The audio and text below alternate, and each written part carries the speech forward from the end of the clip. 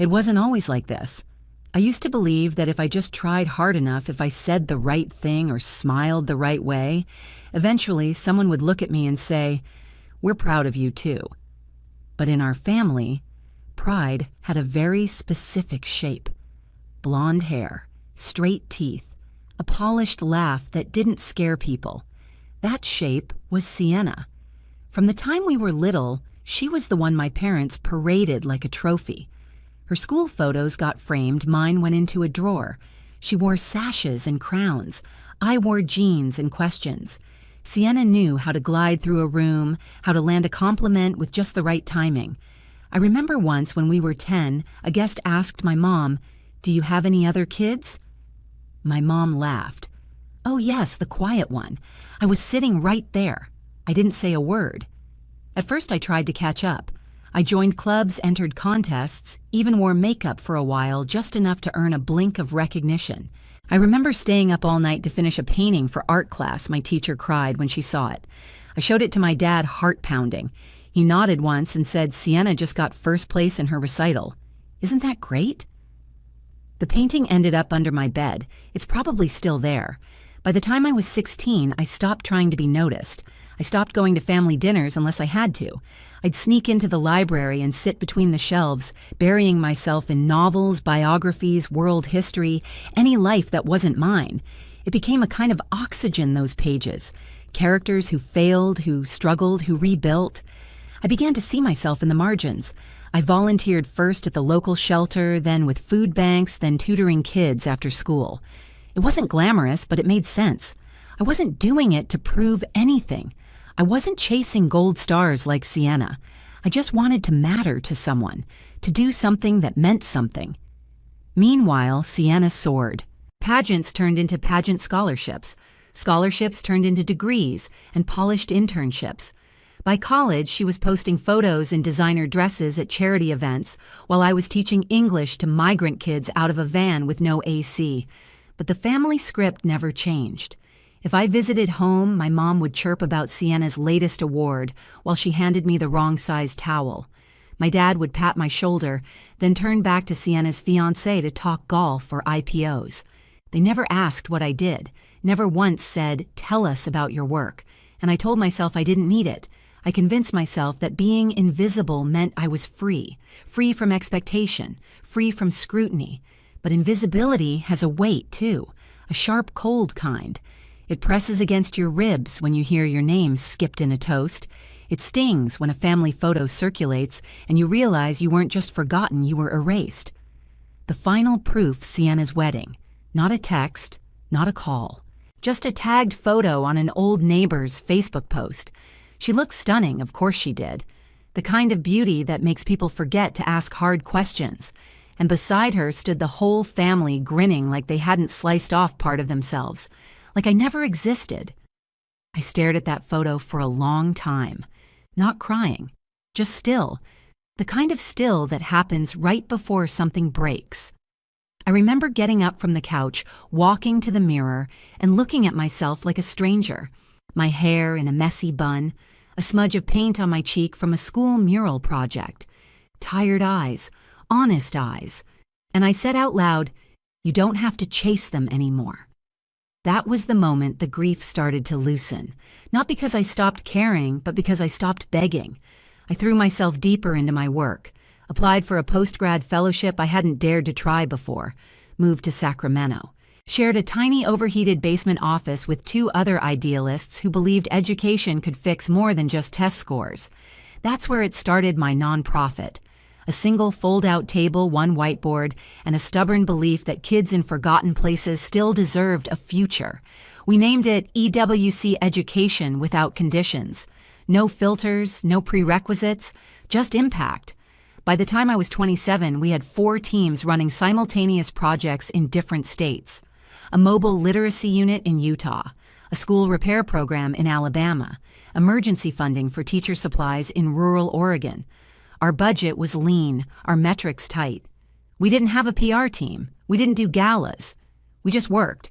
My parents never asked. Sienna never noticed. And somewhere deep inside, I told myself I didn't mind. Because while she was networking at champagne luncheons, I was helping a sixth grader in a town no one could find on a map finally spell her name out loud and smile when she did. That was enough. At least, I thought it was. Until something changed. Not in me, but around me. A shift I didn't see coming. The kind that starts with a whisper and ends in a name being said out loud in a room you were never supposed to enter. And that's when everything started to unfold. The invitation came in a forwarded email, almost an afterthought. I had just returned from Mississippi, our field team had finalized a new mobile school unit, and I was exhausted, sunburned, and slightly sick from dehydration. My inbox was overflowing. Dozens of grant updates, team check-ins, and supply reports waiting. But buried in the middle was a subject line I didn't recognize. Invitation Whitmore Foundation Annual Gala. I almost deleted it. I assumed it was spam or worse, another networking event where everyone wore tailored suits and spoke in acronyms where no one actually listened unless you had a title worth bragging about. But one of our newer board members, a quiet logistics genius named Matt, sent a message shortly after you should go. Trust me, this one's different. So I clicked, and there it was. A personalized invitation, elegant, crisp font, the kind of stationery you could smell the money on through a screen. Still, I hesitated. My instinct was to decline, not out of bitterness, but protection. These weren't my rooms. These weren't my people. I didn't want to end up standing near the shrimp tower with a name tag no one cared to read, making small talk with donors who only wanted stories sad enough to make them feel generous. But something about Matt's tone lingered. This one's different. So I said yes. It was only later, 3 days before the gala, that I found out who the Whitmores were. I was scrolling a news article, just killing time between flights when I saw her. Sienna, gown, flashbulbs, smiling beside a man with the kind of face that looks good on the back of a boardroom chair. Alexander Whitmore III. I blinked. No. I pulled up her wedding photo again. Sure enough, it matched. Same man, same smirk. My sister had married into the Whitmore family, and the Whitmore Foundation Gala, that was their signature event. Suddenly, the invite didn't feel so random. I sat there frozen in the airport lounge, the noise around me fading into the dull hum of disbelief. Of course I hadn't been told. Of course no one mentioned it. My presence would have clashed with the image they'd crafted. Perfect daughter, perfect marriage, perfect guest list.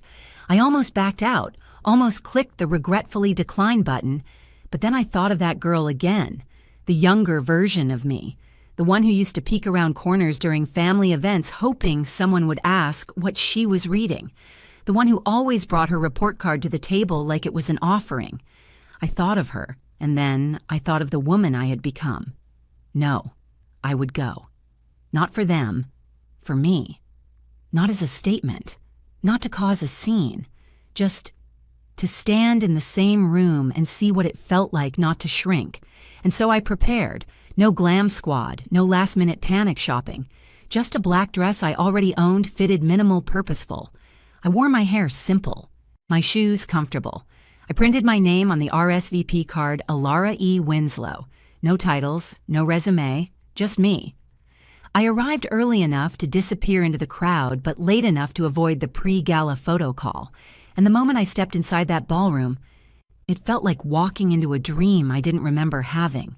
The space gleamed, marble floors like glass, a wall of orchids spilling down in sheets behind the string quartet, soft lighting, crisp air that smelled faintly of lemon and something floral I couldn't place. No one noticed me at first, and that was fine. I wasn't there for attention. I walked toward the refreshment table and reached for a glass of water, and then I heard it. Alara Winslow. I turned. There she was, Celia. I hadn't thought of her in years, not since that small gala in Denver where we'd talked logistics and field funding like it was jazz. I didn't know her last name then, just that she listened in a way most people didn't. Sharp, present, no pretense. Now she stood in a navy gown, hairpinned gaze steady, her eyes locked on mine. She didn't smile right away, just stared. And then softly, like she was talking to herself, "That's her." It didn't echo through the room. It didn't need to. In those 3 words, everything changed. I saw the ripple happen in real time. Heads turned. Conversations paused mid-laugh. Someone near the champagne tower lowered their glass. Behind Celia, I saw a familiar figure stiffen. Sienna. She was standing by the sponsor's lounge in a cream satin gown that fit like it had been stitched onto her bones. Her smile faltered. Her eyes darted. She knew exactly what was coming and that she couldn't stop it. "That's her," Celia said again, this time to the man beside her, the one I told you about, the founder of EWC. He blinked. "Wait. The Pine County Literacy Program." Celia nodded. Her. And in that moment, I felt something uncoil inside me. Not pride, not vindication, just relief. I had not imagined it. I had built something. And now, someone who mattered knew. I wasn't a shadow anymore. I didn't come to be seen. I came to stand still. In a room that once would have swallowed me whole, I stood at ease. Not stiff, not anxious, just still. Letting the sound wash over me. The delicate clinking of glasses, the polite laughter, the subtle hum of string instruments tucked behind floral screens. It was the kind of event where silence was dressed in velvet, where the powerful whispered and everyone listened. But now they were whispering about me. Not all at once and not with drama, but with that tilt of the head, the murmured phrase, the glance that lasted a moment too long. That's her. 3 syllables. A whisper. A wave. As Celia took me gently by the arm and led me deeper into the gala, I began to hear the shift, soft but certain. Board members I'd only known through forwarded memos leaned in to introduce themselves. One woman from the East Coast Fund called me a dark horse with a smile that didn't feel patronizing. Another man asked if I was the Winslow behind the mobile clinics and looked sheepish when I nodded yes. They didn't ask about Sienna, not one. They asked about Junction County, about solar kits, about retention metrics. One even quoted a line from a report I wrote 2 years ago, a buried footnote practically. Something about equity not being a charity model, but a logistics commitment. I hadn't thought anyone even read that far, but they had. And that was when I realized I hadn't been invisible. I'd just been watching the wrong people. For years, I'd poured my soul into this work thinking it was thankless unseen. But the right people had been noticing quietly. And now, because of one ripple, a single conversation years ago with Celia, here I was, being called by name, no resume recited, no Sienna-shaped shadow overhead. Across the room, I caught glimpses of her. She was trying to keep her cool, of course she was. But the laugh was delayed. The smile didn't land right. I saw her whispering to her friend group, saw the nervous glance she shot at Celia. Her husband stood nearby, oblivious or pretending to be. She wasn't unraveling, not exactly, but the shine was dimming. And I didn't need to say a word. I didn't need to flex. I didn't need to post. This was the silent counterattack. Not revenge, not spectacle, just truth. And truth doesn't shout. It simply stands. Celia introduced me to a donor from Chicago, then a former school board director from New Mexico. Each conversation lasted longer than the last. Each one ended with a handshake, and we need to talk more soon. I moved slowly through the space, not out of nerves, but because I didn't want to rush the quiet miracle of being seen. No spotlight, no speech, just work, reputation, respect, the kind you don't earn overnight, the kind you don't fake with filters or curated brunches, the kind that's built from sweat and secondhand vans and funding proposals scribbled at 2 a.m. For a moment, I thought about pulling out my phone, capturing this, immortalizing it. But I didn't. Some things don't need to be documented. They just need to be lived. I made my way to the back of the ballroom where a few younger guests were gathered near the gallery display images of classrooms, clinics, field reports. One photo stopped me cold. It was one of our teams in Montana, Maria Deshawn and little Ellie, a student who built a windmill from scrap parts. I remembered the moment that photo was taken. Ellie had turned and asked, "Do you think I can build real ones someday?" And I'd knelt beside her and said, "You already did. That photo was there, in this room, under glass, framed, labeled funded by EWC Initiative, founder A. Winslow. My initials. No Sienna, no middleman. Just me. Just us. And in that moment, I knew I didn't need to be introduced to the Whitmore crowd. I didn't need to explain why I belonged. The work already had. I turned from the photo and found myself face to face with a woman I didn't recognize. She smiled, polished, friendly, and said, "Excuse me, are you Alara? My daughter teaches in Junction. She said your program changed everything." I nodded slowly. I'm glad I said, and I meant it. She grinned wider. She's always been a good teacher, but now she says the kids beg to stay after school. They built a water purifier from one of your kits. She sent me pictures, and just like that, my throat tightened. Not from pride, but from something deeper, something I hadn't allowed myself to feel in years. Belonging. Not because I was invited, not because I dressed the part, but because something I built, something I gave my bones to, was rippling through lives I would never even meet. That was more than applause, more than validation. It was legacy. Sienna might have curated the guest list, but I had arrived anyway, and I hadn't had to push past anyone to get here. The door had opened, not because I knocked loud enough, but because someone on the other side already knew I mattered. It started as a flicker, a tiny pulse beneath the velvet hum of the room, the kind of shift only the deeply attuned notice. But I noticed, because it was familiar, the tension of eyes pretending not to look, of voices pitching lower, mid-sentence of bodies, angling just enough to block, deflect, observe. Sienna was unraveling. At first she held her pose like a statue sculpted for gala season, graceful, elegant, poised in cream satin, with her hand poised delicately around a flute of champagne. But as Celia introduced me to person after person, foundation chairs, advisory board leaders, press liaisons, I saw her start to crack. The tell was in her shoulders, too rigid. Then the smile, just a second too sharp, too delayed. And finally the eyes. Darting, calculating, exposed.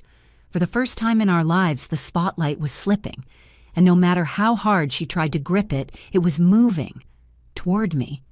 It wasn't that I was stealing anything. I hadn't raised my voice or made a speech. I hadn't announced myself or reminded anyone who I was. I had just shown up, and people noticed. They weren't clapping or gasping, but they were shifting, turning, tracking my movements in that subtle, high society way that speaks volumes in silence. I caught her whispering to a woman beside her, a friend from their curated circle. The woman looked confused, then surprised, then embarrassed, because now the balance of power in the room was no longer a given. One man from the Regional Education Board asked Celia if I was the Winslow behind the Arkansas pilot. Celia smiled.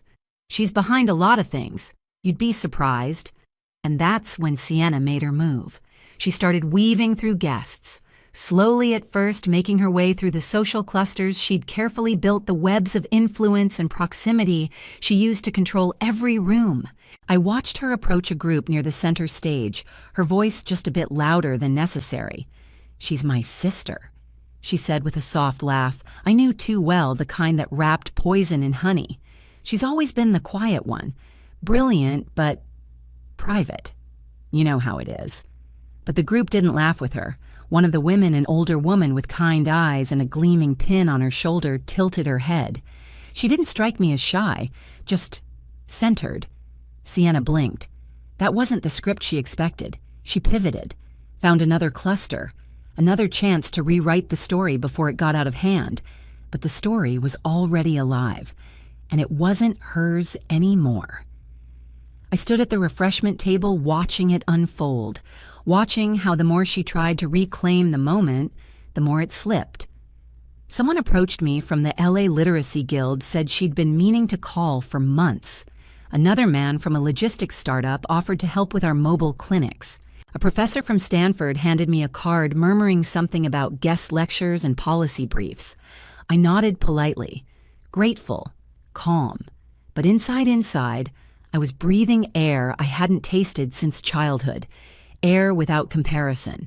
Air without apology. I didn't chase these people. I didn't ask for their approval. And yet, here they were, curious, engaged, leaning closer instead of away. And I realized something. All those years I'd spent building quietly, they were never wasted. The silence wasn't empty. It was foundational. It was strength. Meanwhile, Sienna's movements became tighter, her laugh a little too fast, her gestures broader. She kept glancing at me now, not directly, but through the reflection of silver trays or the flutter of wine glasses. Her eyes tried to track who I was speaking with, who was speaking to me, and every time she looked, there was someone new.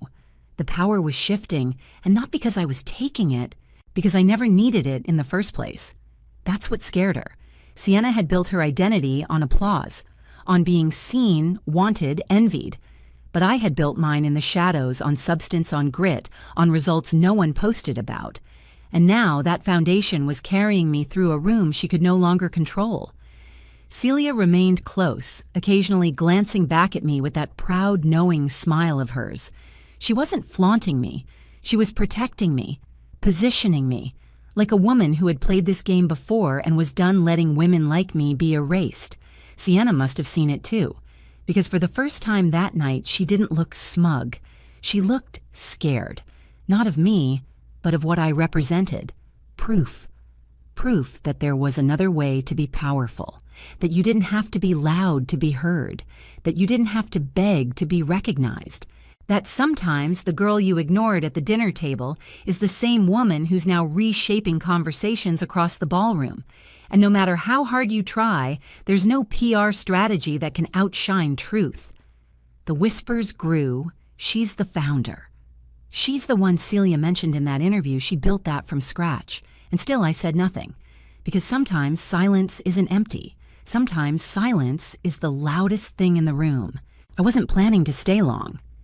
After the last round of introductions and a brief conversation with a woman from a STEM grant consortium, I made my way toward the lobby. The energy in the ballroom was still pulsing, subtle, elegant, but alert. Like everyone was waiting for the next notable arrival or whispered revelation. But I'd done what I came to do. I'd been present, not as a ghost, not as a footnote in someone else's life, but as myself. Alara Winslow, founder, builder. Name remembered without explanation. I crossed the hallway lined with gilded mirrors and quiet attendants heading toward the coat check when I heard it. A voice behind me, low, clipped, full of heat held just beneath the surface. Alara. I stopped, slowly turned. Sienna was there, standing in the hallway like a storm held together by willpower and lip gloss. Her hands were curled into fists by her sides, but her nails didn't dig into her palms. She wouldn't let herself look that undone. Not yet. Her makeup was flawless, but the muscle in her jaw twitched just once like something wanted to break loose. "Did you plan this?" she asked. Her voice was sharp but hushed, not for discretion, for control. Sienna always needed control. You waited until the perfect moment to walk in and steal the entire room. I tilted my head, keeping my voice quiet. I was invited. She laughed once short and bitter. "Don't play innocent. You knew she'd be here." "Celia, you used her." "I didn't use anyone," I said, still calm. "I showed up, like anyone else on the guest list." Her eyes burned. "You always do this. Pretend you're above it all. So humble, so noble. But deep down, you're just like the rest of us. You want the spotlight. You want attention." "No," I said simply. "I want impact. That's different." She blinked like the words stung. "You never used to be like this," she said, her voice faltering just slightly. I almost smiled. "That's funny, because I think I've always been exactly like this. You just never noticed." She paused, and in that tiny moment, her face shifted. The mask cracked. A glimpse of the girl underneath the one who had always needed the world to applaud her, so she didn't have to look inward. Her voice dropped. "Do you know what it's been like trying to explain you to them?" I didn't answer. "You don't fit," she hissed. "You don't look the part. You make people uncomfortable." "That's not my problem," I said. "That's yours." Her mouth opened and closed. Her hand flexed at her side like she wanted to grab onto something. Onto me. onto the narrative that was slipping out of her grasp. "You could have stayed in your lane," she whispered, "but instead you had to show up and embarrass me." "No," I said. "What embarrassed you was the truth, and it's not new, it's just louder now." We stood there in silence. The ballroom music thudded gently through the walls behind us. Footsteps passed. Conversations floated. But in our little corner of that corridor, the world narrowed. Finally, she stepped closer. "I don't care how many people think you're impressive," she spat. "You're still the same girl who sat alone at lunch, the one no one wanted around." I met her gaze without flinching, and yet here I am, invited, welcomed, respected, without pretending to be someone I'm not. She flinched, just barely, but it was there. The mask cracked again, and this time I saw it fully, how fragile it had always been, how her whole world had depended on no one looking too closely. She opened her mouth, but nothing came. So I stepped forward, not in anger, but in clarity. "I didn't come here to ruin your night," I said. "I didn't even come for you. I came because the work matters. And apparently some people in your world finally see that." Sienna's face drained of color. "I told them you were small," she whispered. "I told them you weren't anything." I nodded slowly. "I know." And then I added, "But the thing about truth is it doesn't need permission." With that, I turned. She didn't follow. As I moved toward the lobby again, I saw Celia approaching from the corner of my eye, flanked by two donors, gracefully extricating herself to find me. When she reached me, she smiled warmly. Slipping out, "I think I've done what I came to do," I said. "I think so too," she replied, eyes gleaming. "I hope we'll talk more soon. There's space at the table for women like you." She reached for my hand and gave it a soft squeeze. Not performative, not rehearsed, just real. And then she was gone. Outside, the air was cool, not cold but crisp in the right way. Cleansing. Honest. My car pulled up. I stepped in, and I didn't look back. The ride home was silent. Not the kind of silence that scratches at your ears begging to be filled, but the kind that settles around you like a soft coat. Clean. Final. Free. I didn't turn on the radio. I didn't scroll through messages. I didn't replay what happened in the hallway or mentally rehearse what I should have said, because for the first time in a long time, I had said exactly what I needed to, without apology, without performance. And it was enough. When I got to my apartment, I climbed the stairs slowly, deliberately. Each step felt lighter, like I was shedding something I'd been carrying for years. Maybe it was expectation. Maybe it was grief. Maybe it was the part of me that once believed I had to earn my place in my own family.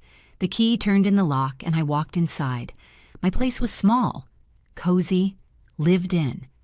A bookshelf leaned against the far wall, stuffed with field journals and paperback novels that had traveled with me through 6 states and 2 continents. Photos dotted the walls, not posed ones, but real ones. A student holding up her first completed worksheet, a field team dancing in the rain after finishing a school roof repair, a group of volunteers asleep in a van after 17 straight hours on the road. No family portraits, no carefully staged holiday cards, just truth and people and impact. I brewed a cup of tea and sat on the couch, letting the quiet wrap around me like a balm. The steam curled gently in the air, and I watched it rise, unhurried, unbothered. That's when I thought of her again, the younger me. The girl who spent her teen years in the library while the family went to Sienna's pageants, who stayed home during winter breaks to volunteer instead of skiing in Aspen, who got skipped in toasts cropped from photos forgotten on invitations. I imagined sitting beside her now, wrapping a blanket around her shoulders and saying nothing for a while, just being there, until the silence settled. And then I'd say this: "You were never invisible. They just weren't looking in the right direction." Because the truth is, I didn't walk into that gala needing redemption. I didn't show up hoping for a spotlight or validation. I showed up whole. I'd been saying that's her to myself for years, every time we got a kid back in school, every time a mother sent a photo of her daughter building something out of scrap and confidence. Every time we proved that quiet work can change loud systems, Celia just said it out loud for the first time. That's her, not Sienna's sister, not the girl we forgot to invite, not the one who didn't fit the aesthetic. Just me. Alara Winslow. I don't need their apologies. I don't need to rewrite the past. Let Sienna cling to her curated version of the story. Let her spin it however she needs to feel whole. Because I don't need to be part of someone else's fantasy anymore. I built my own reality. And in that reality, I don't have to shrink to be polite. I don't have to soften my truth to make others comfortable. I don't have to ask for permission to matter. They saw me now, but I saw myself first. And that will always be enough. Have you ever been the one they cropped out of the photo? The one they didn't invite, didn't mention, didn't see until it was too late? Drop your story in the comments. Let's talk about what it means to be seen. And if you're still building your quiet empire, don't stop. One day they'll say, "That's her," and you'll already know. Don't forget to like, subscribe, and share this with someone who's walking the same path. Your silence isn't weakness. It's power waiting to rise.